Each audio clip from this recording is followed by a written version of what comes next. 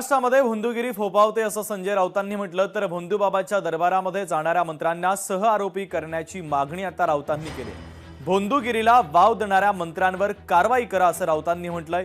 विरोधकांच्या आरोपांना मुख्यमंत्र्यांचा प्रतिसवाल आहे तर खरातच्या संस्थेला पाणी देणाऱ्यांना काय शिक्षा द्यायची असा सवाल देवेंद्र फडणवीसांनी उपस्थित केलाय।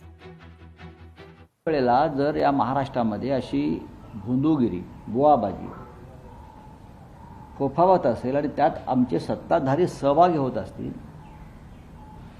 तर तिथे त्या भोंदूबाबाच्या दरबारात जाणाऱ्या सर्व राजकारण्यांना, खास करून मंत्र्यांना, जे सत्ताधारी आहेत ते मंत्री, त्यांना सहआरोपी केलं पाहिजे। त्यांना सहआरोपी केल्याशिवाय या राज्यातली भोंदूगिरी बुवाबाजी थांबणार नाही।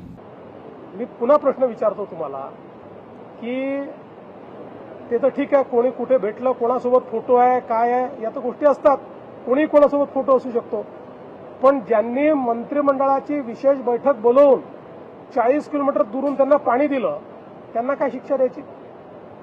आणि मंत्र्यांबद्दल बोलणारे त्यांच्याबद्दल का चूप आहेत? तिथे तोंडाला कुलूप का लागतंय? सिलेक्टिव्ह का बोलताय? लोकशाही मराठी ऐका, पहा, जागरूक रहा।